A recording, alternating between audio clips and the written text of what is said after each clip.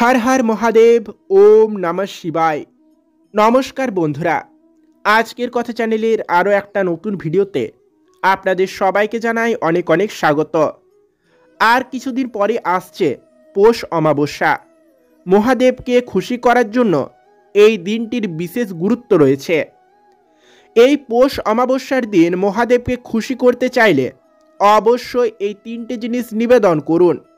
এই তিনটে জিনিস যদি আপনি মহাদেবকে নিবেদন করতে পারেন এই দিনে, তাহলে আপনার সমস্ত মনস্কামনা পূর্ণ হবে।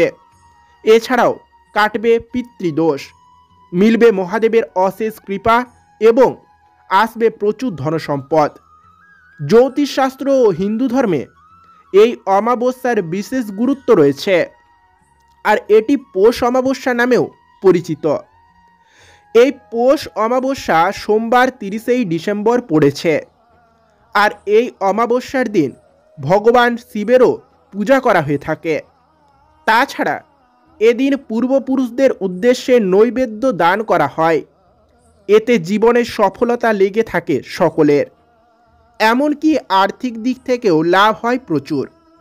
জীবনে সুখী হতে চাইলে এদিন মহাদেবকে এই তিনটে জিনিস অবশ্যই নিবেদন করতে ভুলবেন না। এছাড়াও মহাদেবকে খুশি করতে চাইলে এদিন অবশ্যই গঙ্গা স্নান বা পবিত্র কোনো নদীতে স্নান সেরে কিছুক্ষণের জন্য অবশ্যই ধ্যান করুন। তারপর তামার পাত্রে জল নিয়ে তাতে কিছু কালো তিল মিশিয়ে পূর্বপুরুষদের উদ্দেশ্যে সেই জল অবশ্যই অর্পণ করুন।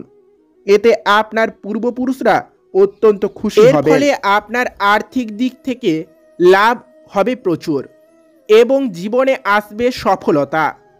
এছাড়া আপনি যদি ভগবান শিবকে খুশি করতে আপনার সকল মনস্কামনা পূরণ করতে চান, তাহলে অবশ্যই এই দিনে পুজোর সময় মহাদেবকে কালো তিল সাদা ফুল মিশিয়ে এক পাত্র জল মহাদেবকে অবশ্যই অর্পণ করুন 3 বার, এবং জল অর্পণ করার সময় ওম নমঃ শিবায় মন্ত্র উচ্চারণ করুন।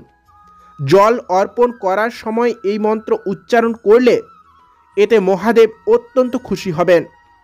জল অর্পণ করার পর হাত জোড় করে চোখ বন্ধ করে আপনি মনে মনে আপনার মনস্কামনা জানান মহাদেবকে।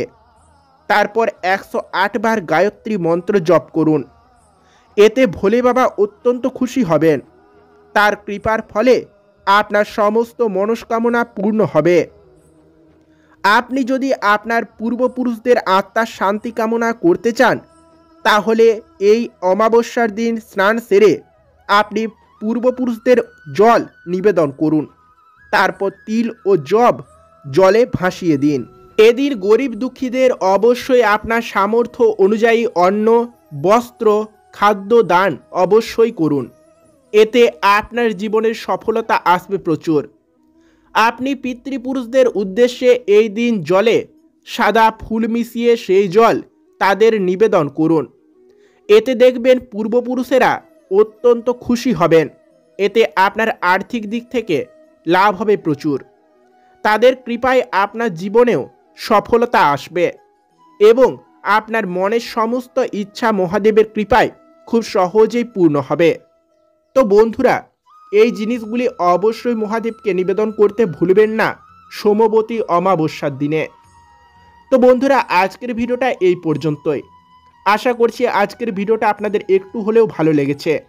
আর আজকের ভিডিওটা যদি আপনার একটু ভালো লেগে থাকে, তাহলে অবশ্যই ভিডিওটিতে একটা লাইক করে চ্যানেলে নতুন হলে চ্যানেলটিকে সাবস্ক্রাইব করে পাশে থাকতে ভুলবেন না, এবং কমেন্টে অবশ্যই জানাবেন আজকের ভিডিও আপনাদের কেমন লেগেছে।